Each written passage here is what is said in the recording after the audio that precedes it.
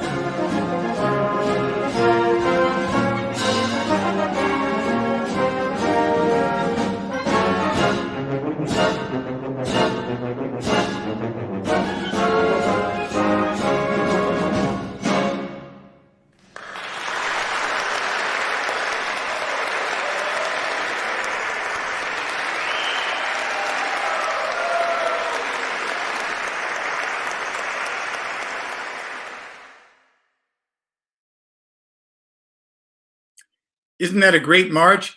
You don't hear it performed that often because it's tricky. It's not such an easy thing to do. But I thought the LA Winds sounded just terrific on that, and it was a great pleasure to share it with you. And I knew that I couldn't go on too long with this series without bringing a march, because that's, of course, marches are one of the staples in the repertoire of the band movement. So I'm glad you enjoyed that. I know I enjoyed reliving the experience of the Purple Carnival. So now I want to turn to the theme of today's show. That's entertainment. And you're going to hear and talk with various people from the entertainment community. But I also wanted to share something of my own with you for that, because it was my great privilege, as many of you know, to have performed dozens, hundreds of times with the Los Angeles Philharmonic Orchestra. And one of the things I got to do back in 2003, when the Disney Hall opened up, was I got to be part of that performance. We saw a picture of it on the previous show. And the host and hostess for the opening of the Disney Hall at that concert event were Tom Hanks and Catherine Zeta-Jones. And the reason that it was so easy to get them to be part of that a great premiere performance at Disney Hall because they were working on a movie out in the Lancaster area. And that movie was entitled The Terminal. And it had, of course, the improbable story about somebody who had to live in an airport for weeks and months on end. And it turns out it's not so improbable, because I was just reading in the LA Times today that there was a person that had been living in the Chicago O'Hare Airport for the past 3 months, and they just discovered him there. So not so improbable, but it was a beautiful, beautiful story. And I love the movie very much. And I also was particularly impressed with the music that John Williams wrote for that motion picture. And it turns out that Emily Bernstein, who was the principal clarinetist at the LA Opera at the time, was also the one who recorded this soundtrack with John Williams. And when I heard it and realized what a terrific piece it was, I said, gosh, I want to play that piece. So I asked Karen Rasmussen, who you will hear later on in today's live stream, if she could do an arrangement of this piece for the LA Winds and me to perform. So we're going to perform that for you now. And I put it together with the opening credits and the opening scene to that motion picture, The Terminal, which starred Tom Hanks, Catherine Zeta-Jones, with music by John Williams.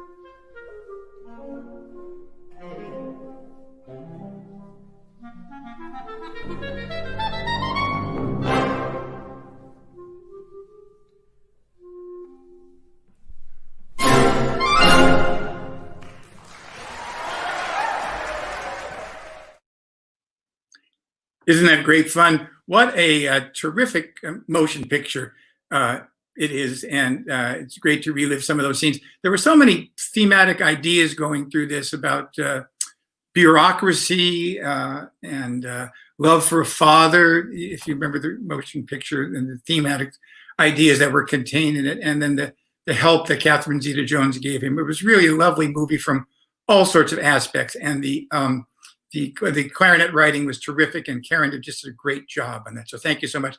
And it's nice to see comments coming up. If you have comments to make on this, please don't hesitate to do that at all, because we really appreciate hearing the input from you. So at this point now, I'd like to turn to our guests for today's program, two of them, as a matter of fact.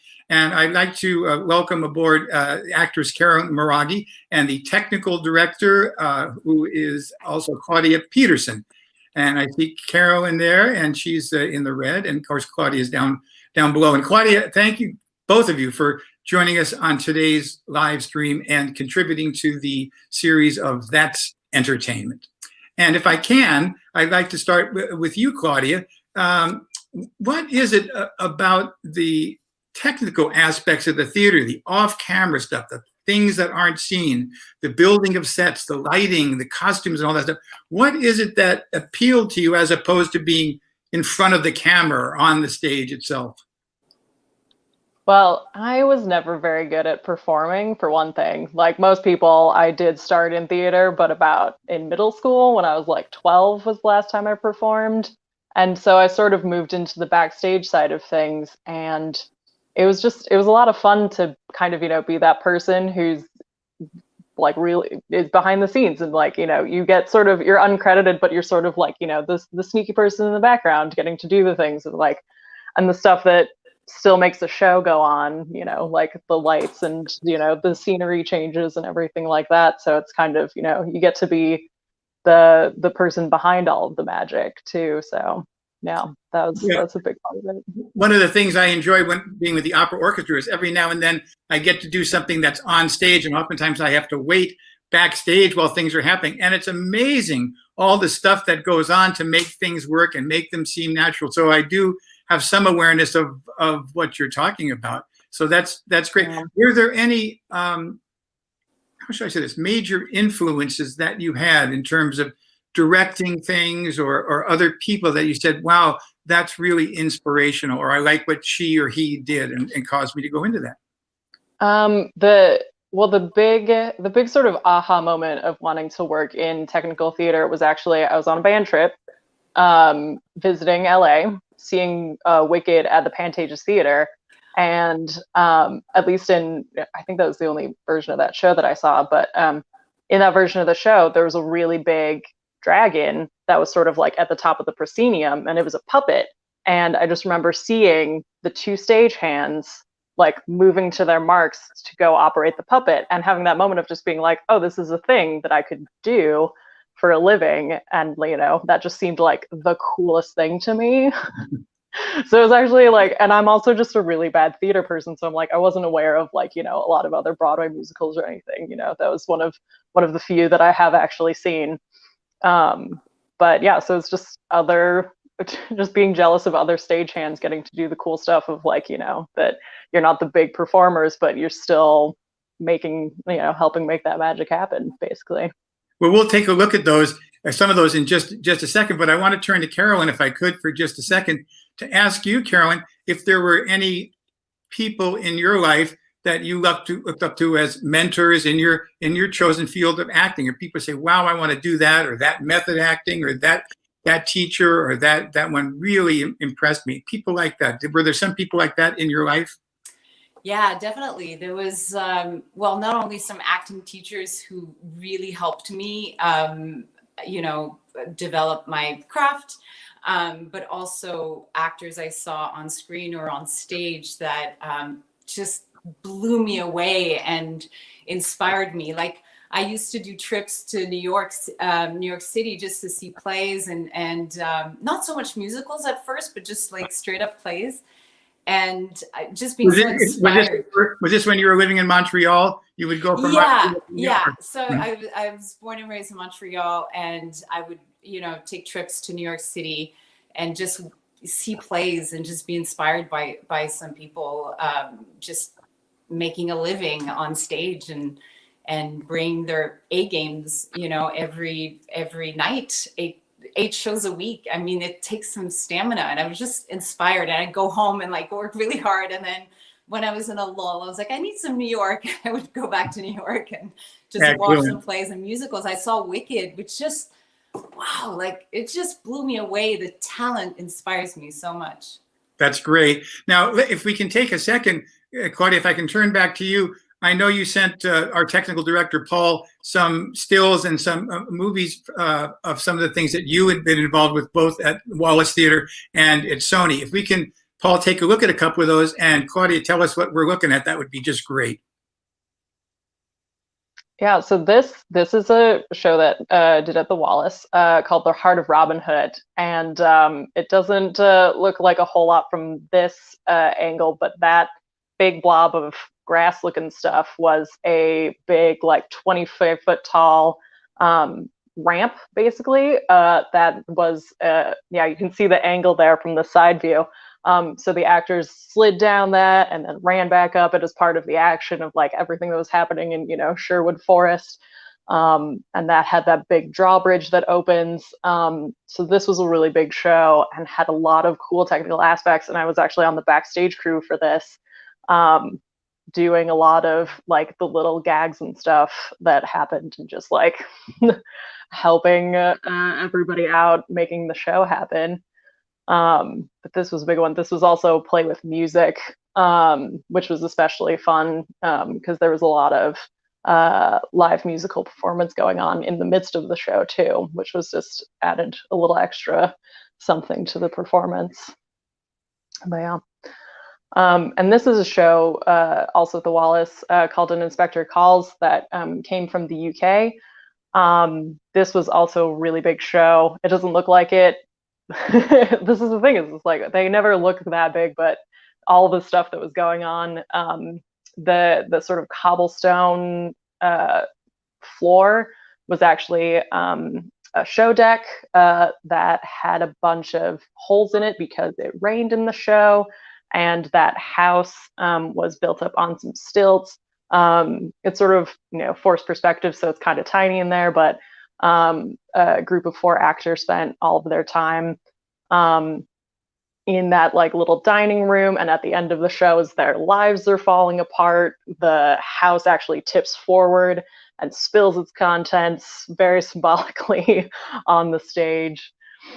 But yeah, that was a huge show.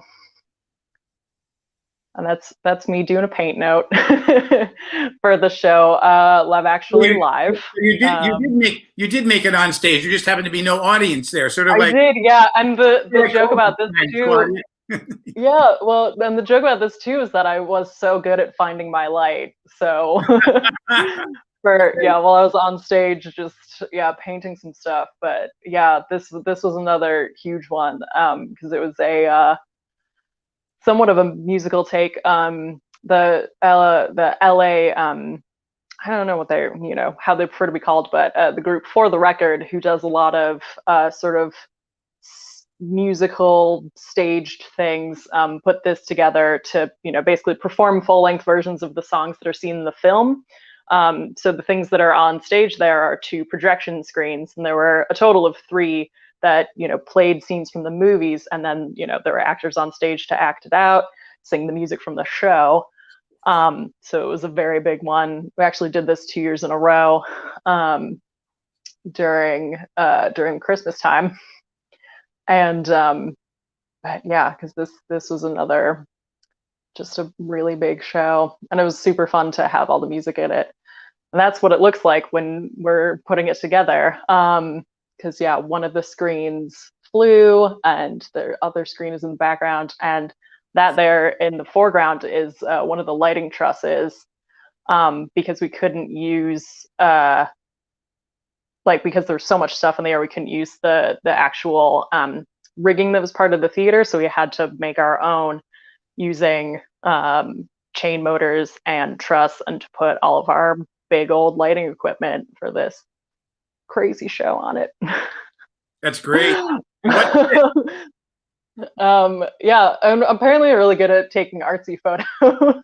So that's me on top of that ladder. This was doing a really big thing for Nike at Sony Studios.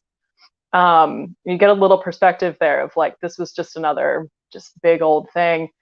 Because that piece of scenery is one of the middle pieces that you see in that photo there. Because this thing was just enormous. The idea of this show was when Nike took over doing the NBA uniforms. So each of those little cubbies had a mannequin in it wearing the uniform. And this thing was so big that in trying to put it together, we actually maxed out the weight capacity of the ceiling of the studio that we were in Sony.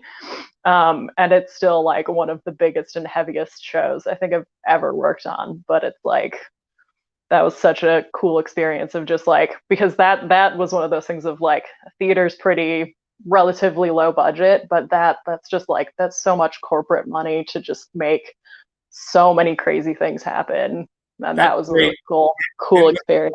Really, really great. I'd like to now, if I could, bring Carolyn back into the mix here, because I've got a couple of questions that I'd like to ask her before we take a look at some of the things that she's done. One thing I'm curious about, and Claudia mentioned this to me when we were talking earlier, about what special talents do you think you might bring to your musicianship? We know you as an actress, and we'll see some things of your acting, but as a musician, and do you think there's any crossover between your life as an actor and your life as a musician?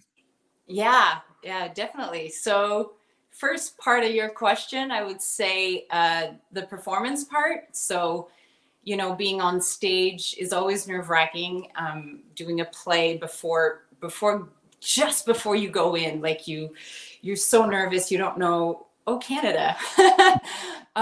You don't know what's going to happen. I think I forgot all my lines, and it gets really nerve-wracking. But then you step on stage and you float. You just do it. You know it, you prepped, and you're ready, and you do the show. And I feel that's the same thing with music. Like if I do a solo with, you know, or a competition, I've done competitions, and I feel like I forgot everything, and I just have to get in my zone, and then I can play. So I think that sort of muscle of being able to perform under pressure is similar.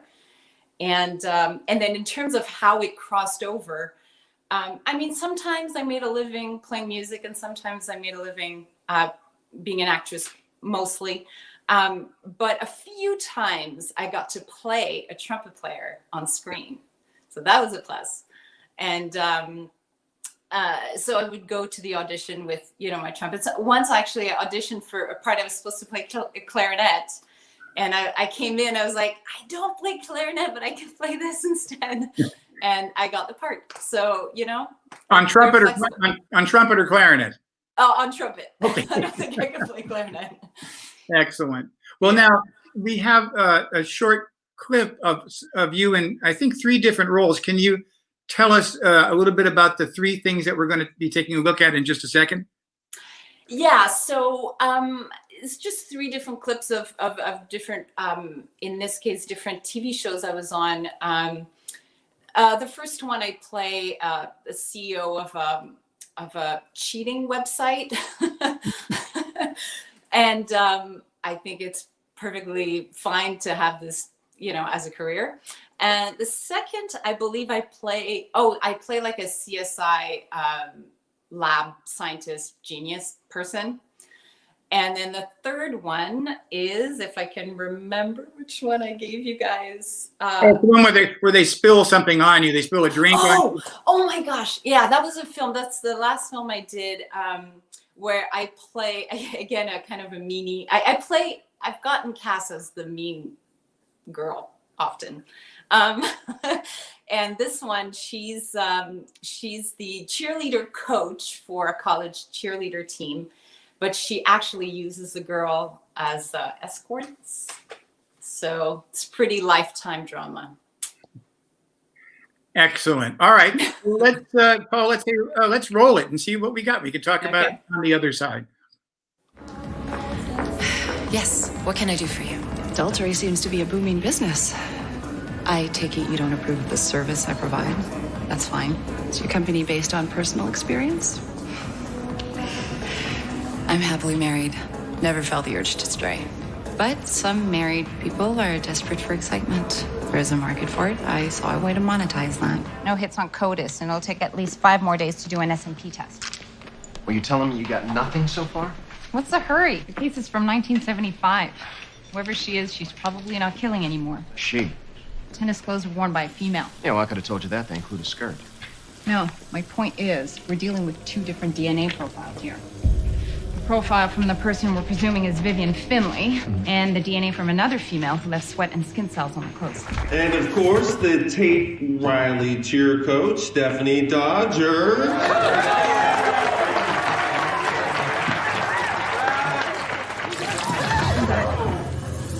I'm so sorry. It's okay. Idiot. The program will begin shortly. Please enjoy your meal. Are you okay? Yeah, it's okay.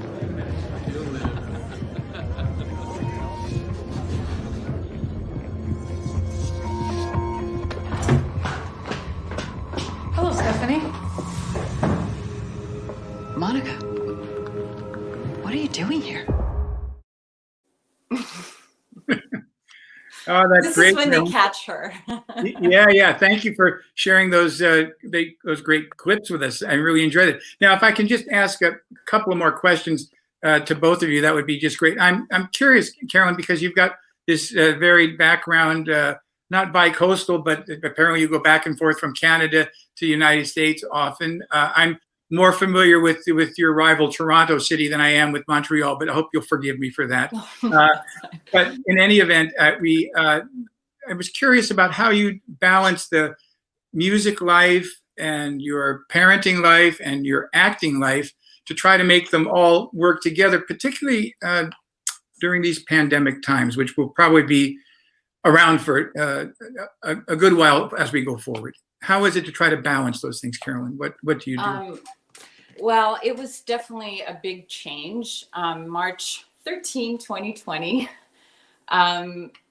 things started to be canceled. I was supposed to do a musical in the Pit Orchestra. I was supposed to play in a musical. I had some church gigs, and I had the sequel to this last movie that I was I just showed you. We're in talks about maybe shooting a sequel, and everything just got canceled. And so I just had to be creative. Thankfully, I also do voice work. So I created a voice studio in my daughter's closet. And I was able to work. I do mostly some French voice work, but I work in English as well. And just be creative. And I became a full-time stay-at-home mom and a school teacher, which I have a lot of respect for. And it was a big change. I mean, we had to create a schedule and make sure, the positive is that I was able to, organize my daughter in we have a studio in the garage. And so she could do school there, and I can have, time to practice. So the good thing is I've practiced my trumpet almost every day since March because I have the time. But yeah, I think it's definitely challenging. I do self-tape auditions instead of going into the casting office and things like that. Yeah, so that's the kind of thing that maybe if you work in film that may offer more possibilities, perhaps. Whereas, Claudia, the things you do with mostly live theater, what have you done in the interim to try to keep that career alive? It's been, there really hasn't been a lot. We had to shut down. We were just about to load in a show when things started shutting down. So it was just, it's a lot of waiting and seeing and having ideas in our pockets to see what kind of stuff we maybe could do. I went back to the Wallace for a couple of months to do we were just might as well do our annual maintenance while we can, and then also do a couple of I think it was series of 6 performances on stage. to put out as streams. But that was all we were able to do. And I see. so we're back not doing anything. So that's kind of, I've done also just a couple of gigs because I'm still on with just a stagehand company. So New Year's was a popular time to do some stuff. And then also with drive-ins, screenings of things, but that has also pretty much gone away, after the holidays. Yeah, I can understand. I'm itching to get back into the pit with the LA Opera, but I don't know when that's going to resolve itself either. We just don't know, and we're just hoping that the vaccine gets out there, that people take it, and that we can try to get back to some sense of normalcy as soon as possible, particularly for those of us who are in one way or another part of the entertainment industry. There's no question about it. Well, let me thank both of you for participating in this part of today's live stream. I'd like you to stick around if you could for any questions that may come up, and we'll see you towards the end of the program. But at this point, I'd like to bring on the woman who did such a great job of arranging the Victor's Tale from the Terminal, and that's my colleague who I've known for many years as a member of the Los Angeles Symphonic Winds, and also as a personal friend, and that's Miss Karen Rasmussen. Karen? Hello. Hi, everybody. Welcome aboard. Thanks. I have a couple of quick questions because I want to get to the great piece that you did, this piece by Eugene Botza called Aria, which you sound just beautiful, and I want to share this, of course, with the audience. But I was curious. I know that you came to music later than a lot of people do. Many people get started playing musical instruments, before they're 10 years old, for heaven's sake. But I know in your case, it took a little bit longer. Could you tell us about how that came about? Yeah, I started when I was 24. My dad always had the stereo on when I was growing up. He loved jazz, so I heard a lot of saxophone, and I loved the sound of the saxophone, but it never really worked out to play it in grade school. So there was one time in 1984 when I was walking through the Saugus swap meet, and a vendor happened to pick up a tenor saxophone to put it away. And I just said, I got to ask him about that. I have to see one close up. And so I did, and walked over and wound up buying it a couple of weeks later. Interesting. Now, I understand that you studied with somebody who we're both quite familiar with. Can you tell us a little bit about that? Yes. I was trying to teach myself saxophone, and I was just using the Yamaha band book and going through all the fingerings like they said. And so I got to the part where you use the octave key with your thumb, and the note's supposed to keep going higher. And I was playing it, and it didn't work. So I said, this thing's broken. So I brought it to the music store, and he happened to have an neck strap on. So I figured he's probably going to know if it was broken or not. So he puts his mouthpiece on it and starts playing it. And it's like, he could have done a concerto on it. And I'm like, okay, it's me. And he said, well, I have a very good teacher here. His name is Jeff Nudell. And so I started taking lessons from him. And he was a member of the band, or had been a member of the band, and is again. And he got me introduced to coming into the band in the spring of 1986. And very interesting story. We'll be talking to both you and Jeff later on in this series of Four Winds on Wednesdays, where we talk about your work in the recording industry, and both of you. So I think that's going to be interesting. Our audience will find that fascinating, I think. But for now, tell us a little bit about the piece that you're going to be playing for us here. Well, like you said, it's called Aria. It was written by Eugene Botza in 1936. It was written for a famous French saxophonist back then, Marcel Mule. He's pretty much known as the grandfather of the saxophone. And it's still used in the Paris Conservatory as a test piece, just not in the technical finger aspect of it, as you'll hear later. It's not that kind of a piece, but for breath control and phrasing. And it does have a piano accompaniment to it, but I was a little over ambitious when I thought maybe I could put this together with a pianist when we're not even in the same building or city, for that matter. It was just too free with the tempo. So wasn't really able to do a click track and get it together. But I figured even if it didn't work with the piano, that the piece is good enough to stand on its own with just the saxophone. And your playing was certainly good enough to stand on its own too. So if we can run that now, Paul, that would be just great.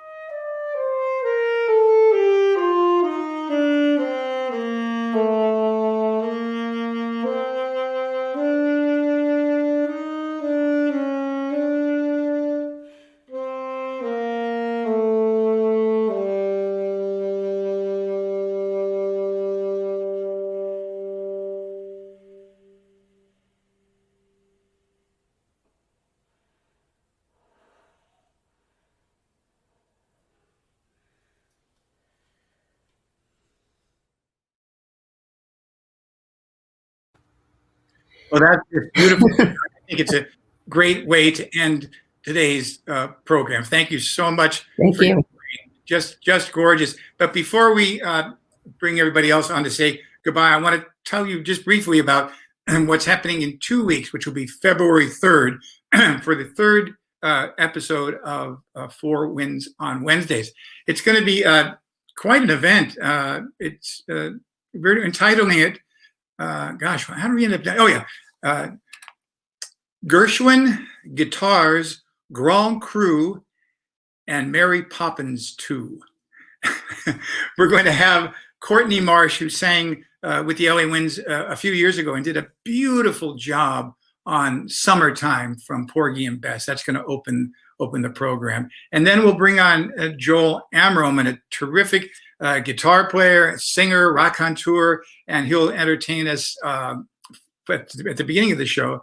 And then we're going to bring on Steve Woloshin, who has been a member of the board of directors and the operations committee, and he's going to talk to us about wine, as a matter of fact.